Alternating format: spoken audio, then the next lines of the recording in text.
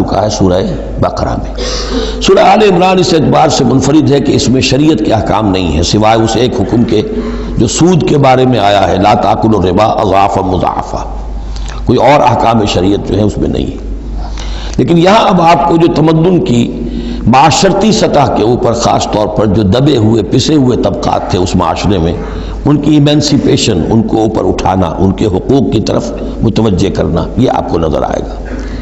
پھر اس معاشرے کے اندر سیکس کا معاملہ، اگر سیکشول انارکی ہو تو تباہی پھیل جائے گی، تو اس میں ابتدائی اقدامات جو ہیں وہ اس صورت کے اندر آئے ہیں۔ سیکس ڈسپلن کیسے امپوز کرنا ہے مسلمانوں تمہیں اپنے معاشرے کے اندر، بے راہ روی سے کیسے ڈیل کرنا ہے۔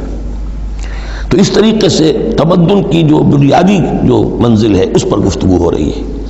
سورہ مائدہ میں جا کر پھر جو تمدن کی بلند ترین منزل ہے ریاست، اور یہ کہ پھر اعلیٰ سطح کے اوپر عدالتی نظام، چوری ڈاکہ وغیرہ کا سد باب، اس کے لیے کیا حدود ہیں، اس کے لیے کیا تعزیرات ہیں، یہ بھی آگے آئیں گی۔ باقی سورہ نساء میں جیسے ہے ویسے ہی سورہ مائدہ میں بھی اہل کتاب سے بھی آخری خطاب ہوگا۔ تو جیسا کہ میں نے عرض کیا تھا کہ یہ پہلا گروپ جو ہے اس میں دو لڑیاں ہیں، ایک ہے یہ شریعت کا گروپ ہے، شریعت شروع ہو رہی ہے، بلو پرنٹ اس کا سورہ بقرہ سے، اس کے تکمیلی احکام سورہ مائدہ میں، اور دوسرا اس میں خطاب ہے اہل کتاب کے ساتھ، وہ بھی تدریجاً بڑھ کر آخری باتیں وہ ہے کہ جو پھر سورہ مائدہ میں ہمیں ملیں گی۔ بس اتنی تمہید، اور اس میں بھی خاصا وقت صرف ہو گیا ہے۔ یا ایھا الناس اتقوا ربکم الذی خلقکم من نفس واحدۃ۔ اب دیکھیے معاشرتی مسائل کے ضمن میں گفتگو ہے تو ایسی بنیادی بات سے شروع کی ہے، اے لوگوں اپنے اس رب کا تقوی اختیار کر لو جس نے تمہیں ایک جان سے بنایا، وخلق منہا زوجہا، اور اسی سے اس کا جوڑا بنایا۔ یہاں یہ نوٹ کرنے والی بات ہے کہ یہاں حضرت آدم کا لفظ نہیں ہے کہ آدم سے ان کا جوڑا بنایا، بلکہ نفس سے بنایا۔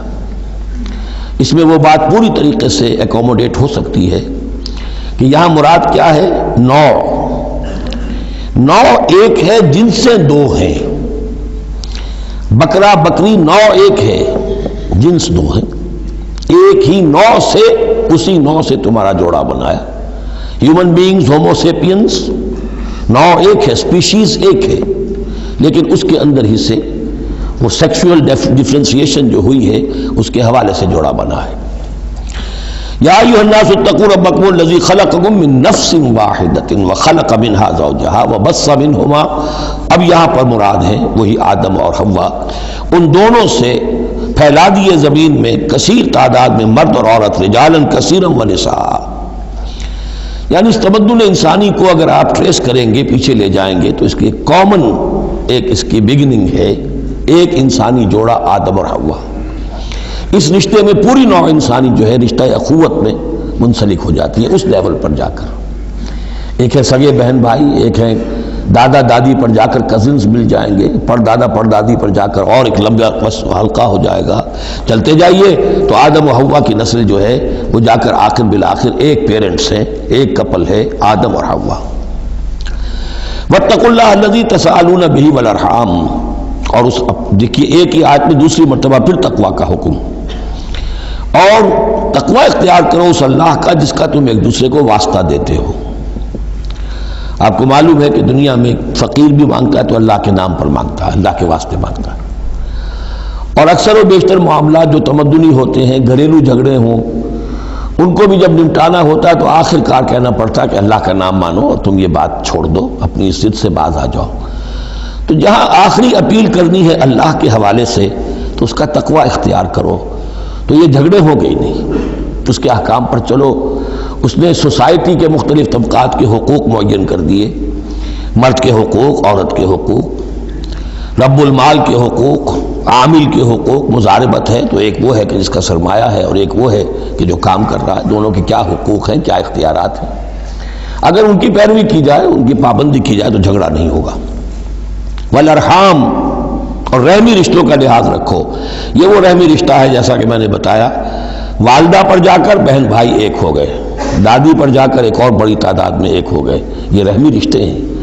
لیکن انہی رحمی رشتوں کو پھیلاتے چلے جائیے تو کل بنی آدم، اور جتنی بھی بنات حوا ہیں وہ سب ایک ہی نسل سے، ایک ہی باپ اور ایک ہی ماں کی اولاد ہے۔ ان اللہ کان علیکم رقیبا، یقیناً اللہ تعالیٰ تم پر نگران ہے۔ یہ تقویٰ کی روح ہے۔ اگر یہ خیال رہے کہ میں کسی کی نگاہ میں ہوں، کوئی مجھے دیکھ رہا ہے، میرا ہر عمل اس کی نگاہ میں ہے، چھپا ہوا نہیں ہے، چاہے میں نے سب دروازے بند کر دیے، کھڑکیاں بند کر دی اور پردے لگا دیے، سب کچھ ہو گیا، لیکن ایک آنکھ سے میں نہیں چھپ سکتا۔ ان اللہ کان علیکم رقیبا، اگر یہ مستحضر رہے تو پھر تقویٰ ہوگا، پھر اللہ کے حکم کی پابندی کی جائے گی۔ اب دیکھیے یہ حکمت نبوت ہے صلی اللہ علیہ وسلم۔ اس آیت کو حضور نے خطبہ نکاح میں شامل کیا، کیونکہ نکاح کا موقع کیا ہوتا ہے کہ ایک مرد ایک عورت کے درمیان پھر وہی رشتہ ازدواج قائم ہو رہا ہے، آدم کا ایک بیٹا، حوا کی ایک بیٹی، پھر اسی رشتے میں منسلک ہو رہے ہیں جس میں کہ آدم اور حوا تھے۔ جس طرح ان سے نسل پھیلی ہے، اب ان سے آگے نسل بڑھے گی۔ لیکن یہ کہ اس پورے معاشرتی معاملے میں، خاندانی معاملات میں، عائلی معاملات میں، جیسے سورہ بقرہ میں ہم نے دیکھا کتنی مرتبہ واتقوا اللہ واتقوا اللہ واتقوا اللہ، تقویٰ نہیں ہوگا تو پھر خالی قانون جو ہے اس کے اندر وہ تاثیر نہیں ہوا کرتی۔ قانون کو تو تختہ مشق بھی بنایا جا سکتا ہے، وَلَا تَتَّخِذُوا آیَاتِ اللَّهِ هُزُوًا، اللہ کی آیات کا ٹھٹا ہی نہ بنا دو، کہ قانون کا تقاضا تو پورا ہو رہا ہے لیکن اس کی جو روح ہے وہ بالکل ختم ہو جاتی ہے۔